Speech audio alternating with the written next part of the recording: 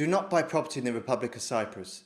Do not do business with a company registered in Cyprus, and be very careful if you go there on holiday. Because Cyprus is now considered the most corrupt country in Europe, where the judicial system is broken. And if you're not a well-connected local Greek Cypriot, you're not equal before the law. Hello, I'm Conor O'Dwyer, and this is my first video of a new YouTube channel and website called Beyond Contempt, where I will be giving you insight and analysis into Cypriot justice. In this video, I'll be telling you just a little bit about myself and my situation, a bit about the community of other victims and where we're at.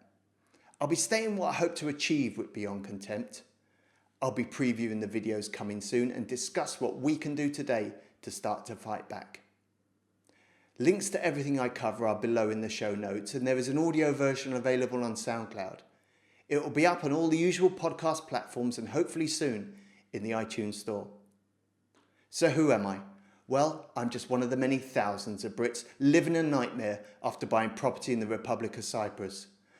We all bought in the belief that Cyprus is a member of the European Union, that it shared our legal principles, when in truth it's a completely different world from the one we're used to. Now, my court case against a property developer in Cyprus is over 12 years old now, with no end in sight. Okay, let's stop there. An astute listener will be horrified at what I just said. My court case is over 12 years old now, and there is no end in sight. If you're thinking of buying property or doing business in Cyprus, that statement is all you need to know.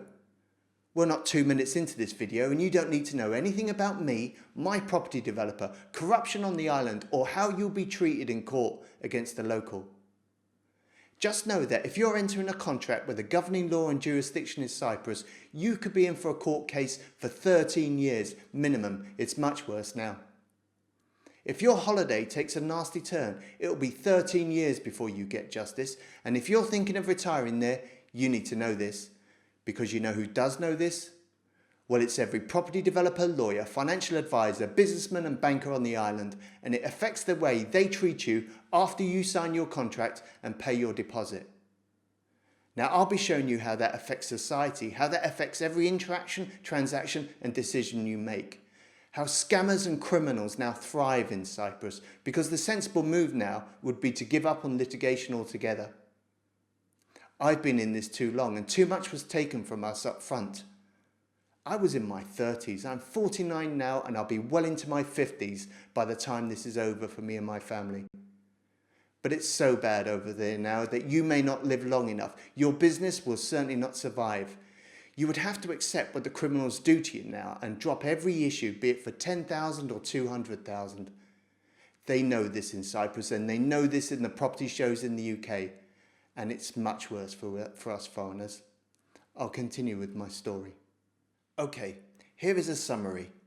I bought a brand new villa off plan back in 2005, but it was in 2006, halfway through the build, and while I was halfway through paying for it, that my property developer, Christophos Karianis & Son Limited, breached the contract, kept my money, and sold my house to another person at a higher price to profit more. Now, of course, this shouldn't be possible. My property contract was deposited in the land registry. That house, that plot was mine. This was not a civil fraud, this was a criminal one, and there's plenty of precedents against this crime. For this crime, the developer, the lawyers, and all their co-conspirators faced up to 7 years in prison. So you'd think it would be simple, wouldn't you? My property contract is in the land registry, deposited for specific performance. My money is in their bank, and someone else has been sold the house and has taken up residence. But the judiciary in Cyprus would do nothing against this local developer, not for a foreigner. So I took out a private criminal prosecution at great expense, and that went all the way to the Supreme Court, where they broke with all their precedents of similar cases and said I had to prove first in a civil court that I didn't breach my contract. I didn't breach my contract, Karianis did, and that was proved later in the civil court. But in that civil court, I was awarded no compensation, nothing. Nothing for the foreseeable damage the developer caused, nothing for the years in rented accommodation still ongoing. No legal fees were awarded, which by then exceeded the amount they stole. Nothing. No penalty against the developer.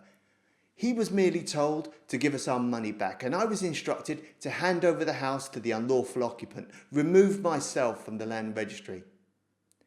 This is the result every foreigner gets in Cyprus. You win your case, but you lose outright, and I'll be showing you this here on this channel.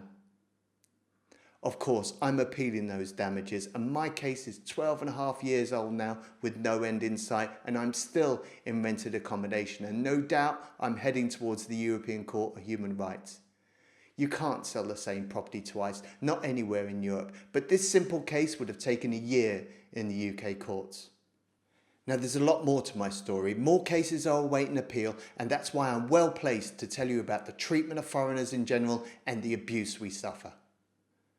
Soon after entering contract, my property developer Karianos, he started his abuse. So I recorded all his phone calls and meetings, and I eventually published them online with all his sales pitch lies and showing the breaches of the contract he made. So what does he do?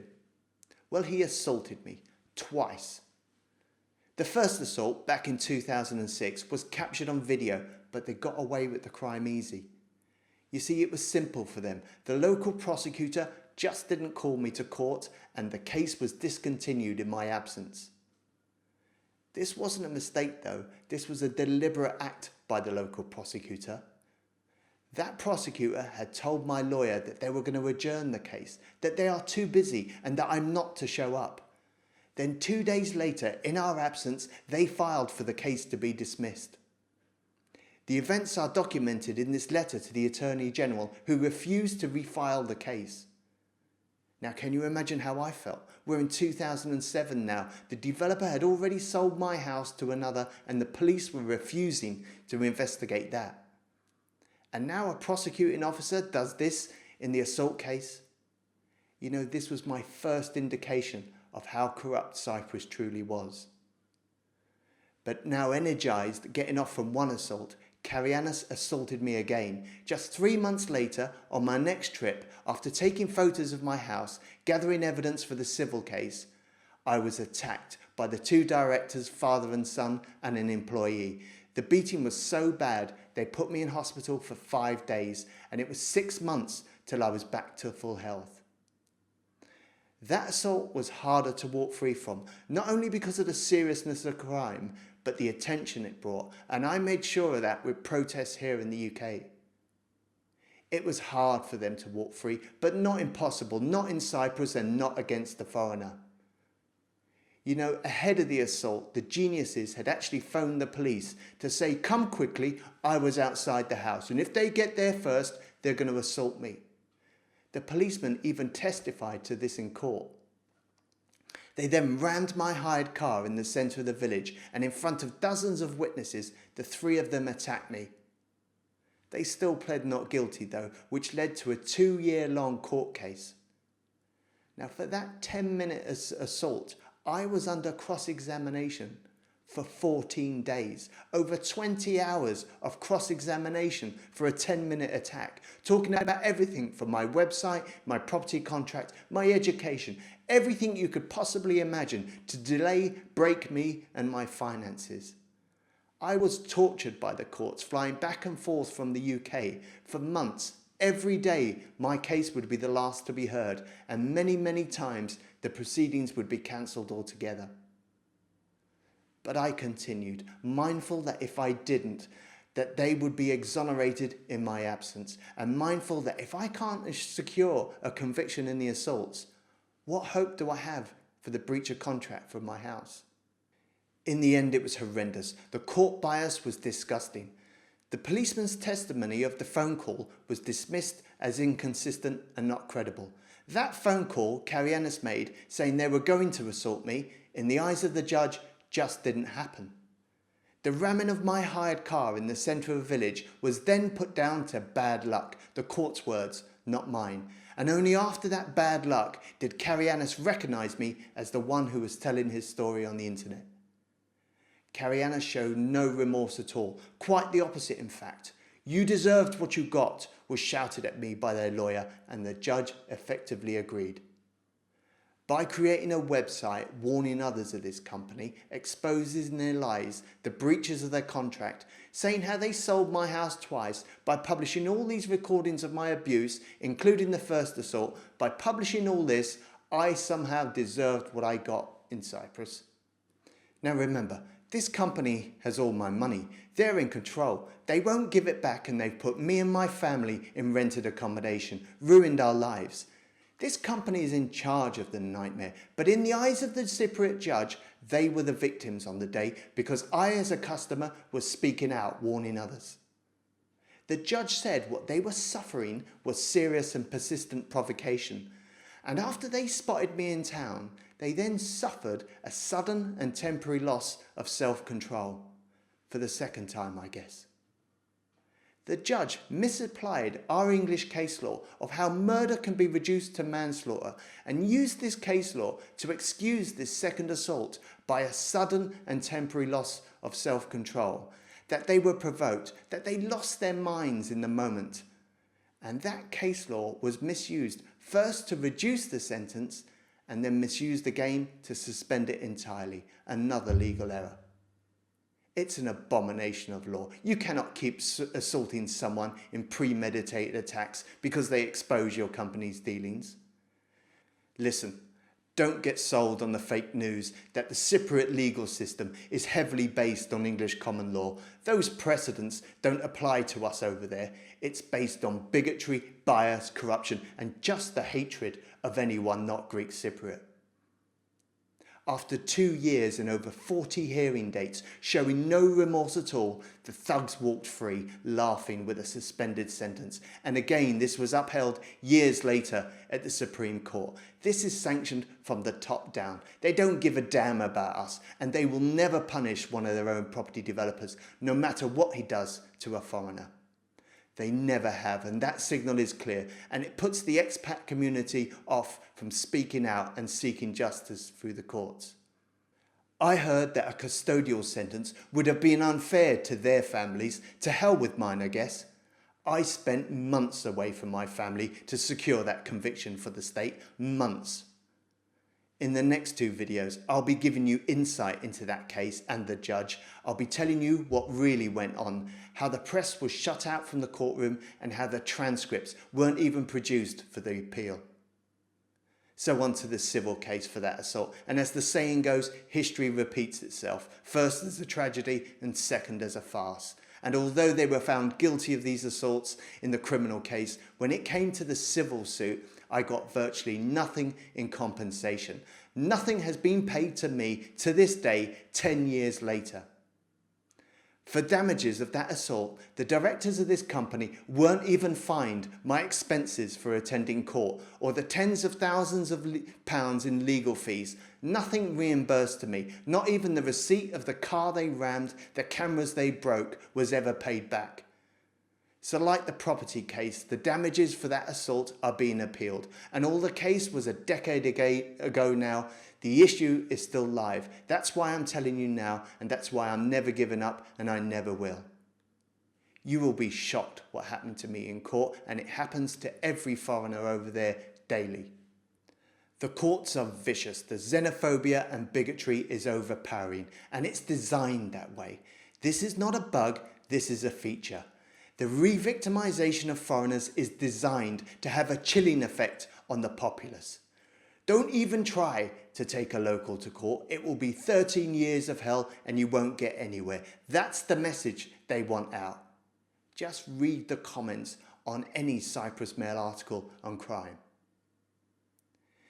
In the criminal cases against Karianis, the state was supposed to pay my expenses for attending court, but they never did. All those trips I did under subpoena as a witness for the state, and not a penny was returned. So by the time it came for our civil cases for damages, our funds were exhausted. So I applied for cross-border legal aid, as is our European right, and after much effort and more expense to get it, it was eventually awarded, a legal first in Cyprus. But don't celebrate this headline though, because Cyprus didn't pay that legal aid either, and we ran out of money, our case hampered as we went further into debt. In just a few short years, we went from buying a villa in cash with no mortgage to debt. Everything I'd ever worked for gone, and my head kicked in twice for good measure. That's buying property in the Republic of Cyprus. It's lethal to so many. There is a lot for the European Courts of Human Rights, but we have to wait till the Supreme Court in Cyprus is finished with our appeals, and they are way overdue now, way into the nasty, and we've had enough. Karianis and their co-conspirators should have gone to jail for what they did to me and my family, and had we been Greek Cypriot, they would have. But it's not over yet for Karianis. Although I've been quiet for many years, I've been listening, and people are starting to talk. There is a lot more to my story, to Karianis and the criminals surrounding them, and I'll dedicate videos to it soon, outlining what happened when and in what order, including the accusations against me and the attempts to silence me. So that's just a little bit about me, a short summary. Now let me tell you about others. Now the community I'm in online, well at present us victims are a fragmented community. We have retreated to hidden, invite-only Facebook groups where we share information about common developers, crooked lawyers and banks. But problems arise with these closed Facebook groups. They're not searchable through Google, the information is not being shared, our voices are not heard and people are not warned. And of course, some groups are joint legal campaigns, class actions, and they're completely bound to secrecy. Now, the largest number of property victims in Cyprus are, of course, those awaiting their title deeds. They number in the tens of thousands, some waiting 20 years or more. These people have paid for their houses in full and should have been given their title deeds, but instead, most are finding out that the developer did not comply with planning and all manner of tricks. My developer Karianis was contracted to give us our title deeds within 4 years, but though of course that was the least of his lies. 13 years later, I don't think anyone in my development has got their title deeds, but do correct me if I'm wrong though. Waiting for your title deeds holds you hostage to your developer. You can't come out and criticise them for what they've delivered. They've got you by the throat, and because of this, you're vulnerable to extortionate community fees, maintenance fees, random bills from nowhere that you have to pay to put right to get your title. And in the meantime, in collusion with crooked banks, the developer is often securing more loans against your land. The extortion never ends, not even at the point where you have to pay your removable property tax fee. These fees are often paid in cash now, and developers, they don't pay their taxes. They are the untouchables in Cyprus. But title deeds aside, there are hundreds of victims here in the UK that never left these shores, and we will be protesting again outside the property shows to warn others. At our property shows here in the UK, developers from Cyprus roam feral, selling off-plan property and peddling the myth that the legal system is the same as ours, when it's unrecognisable. And if you found this video from one of those protests, know that those of us at the gate complaining bought over a decade ago. We bought soon after Cyprus had joined the EU, when times were good. 13 years ago I bought, way before the world financial crash in 2008 and years before the Cyprus financial meltdown of 2013, the haircut, bailout, bail-in that brought the country to its knees. If you are buying in Cyprus to retire there, in the hope that the good climate and Mediterranean diet will extend your life, know that if anything goes wrong with your place in the sun, the biggest purchase of your life, any litigation will take at least 13 years. So if you're 60, you'll be over 73 before the courts are through with your case. And that's if you make it. The community at the gates, we've suffered suicides. The stress of all this takes a terrible toll on your health. We all have different cases. Some are at loggerheads with the banks over Swiss franc mortgages, contract terms that have been labelled abusive by consumer watchdogs throughout Europe. A lot of the properties weren't even built, and the banks paid the developer for stages not complete, and the banks are chasing these mortgages here in the UK. I'll cover these cases in later videos. Our court cases were filed in the good times. The delays are much worse now. Many of us have given our entire wages to lawyers for years, and if you don't play the decade-long expensive game of attending court in Cyprus, you will lose by default, and our courts here in the UK will execute a warrant against your property at lightning speed. They don't mess around. So we fly back and forth, only to have court appearances cancelled when we show. But nobody is recording this. There is no place in the newspaper to say that somebody used their holiday entitlement from work, flew to Cyprus to attend court, only for it to be cancelled. And for that to happen 6 times in a row. That is not a story that will make the news. But it happens all the time. And again, it's designed that way. People are getting rich of this misery, and it's not just the criminals. There is no record of this abuse until now. Now I'm building Beyond Contempt as a community platform to bring it out into the open, to share information, to lobby, to witness, to expose and document wrongdoing. Us foreigners are taking a hammering in the Cypriot courts who are viciously uneven, and it's going unreported. The press has only a limited space to publish a few verdicts, and it doesn't have enough resources to witness the daily torment of court proceedings. Here I'll cover the court cases in the news, and I'll reach out to the victims, and I'll go beyond the headlines. I'll be explaining what it's like attending court over there and what it's like trying to set up a remote appearance by video from the UK. What it's like fighting for translation, for legal aid, and all the things we take for granted here. It's a real fight for us foreigners just to get an equal footing in court, and for us, that's only the start of the battle. Now, before I give you tips on attending court and show you some of the pitfalls, I want to show you my credentials as to why I'm qualified to do this. I gave you a taste before into my story, but the devil is in the detail, and it's in there, in the details, that lessons can be learned to help you with your cases and to best understand what's going on in Cyprus. I've prepared a video that goes into detail, an insight into my civil case for the breach of contract and the accusation of defamation against me. And watching this video, you will instantly realise what you're up against in Cyprus. I'll share with you the facts of what happened, and at great risk, I will give you my honest opinion of what was really going on. I can't even show you the true thumbnail to that video right now, as it's essential that you see the facts on which my honest opinion is based. But I've got a hurdle to overcome. If I go straight into that case, that video, without putting it into context to the situation in Cyprus, you're going to think I'm a madman. You're going to think this is not possible. They can't have done this. You might be thinking that already by me saying how they could sell the same house twice and my short explanation as to how they got away with the assaults. But if I tell you, for instance, that the lawyer who represented me when Karianos breached the contract in 2006, the lawyer who advised me at the time of breach, then swapped sides to represent Karianos in the same court case. Swapped sides from representing me one day to representing them in the same case. That lawyer, Cleides, was there in court cross-examining me on the advice he gave me. If I go straight into saying that and much, much more, you'll think I've lost my mind. So I need to put that case in context first. I've made a video talking about corruption because things don't make sense until you understand corruption in Cyprus and how that affects us.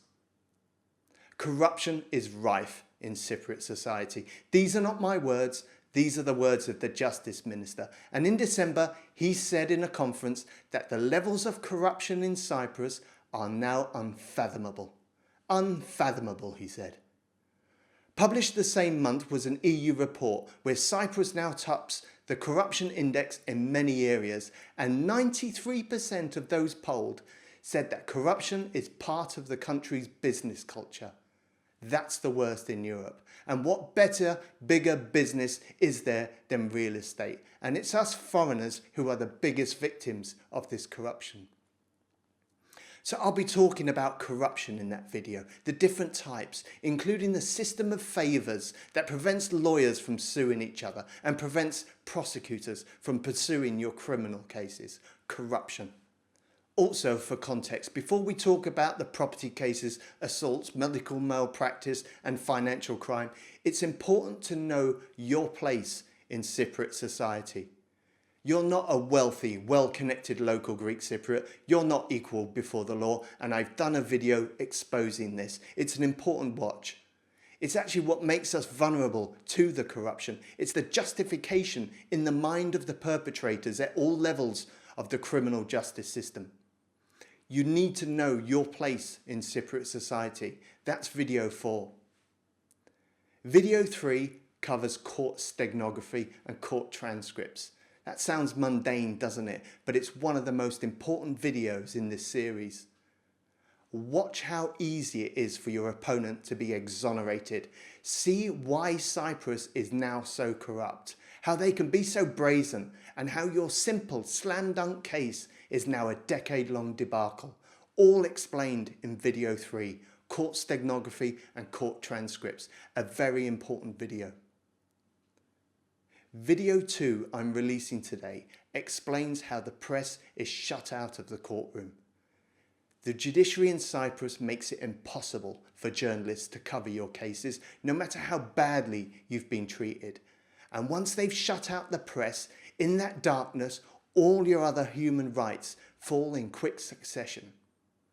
If you watch video 2, you will quickly see why this channel is vital for all of us. Now, I'm not a lawyer and I won't be giving out any legal advice, but that wouldn't help you anyway, and that's my point here. What's happened to me and others makes no legal sense at all, not in English law, EU law, Cypriot law, or anywhere. I'll be sharing my experience and that of others, and you will see that the judiciary in Cyprus has complete disdain for us. Again, you can forget your rule of law and your precedents, and you can put away your evidence and to hell with your reasoning. The law and the constitution in Cyprus is for Greek Cypriots only, not you. Going against the local developer at his local court with a Cypriot judge, you stand no chance. No foreigner has ever won actual damages in any case I've been following. No one has ever been fully compensated. And I've been following this for 13 years, and I'll be showing you this here. So my first 6 videos are long, and I apologize for that. It's a foundation series.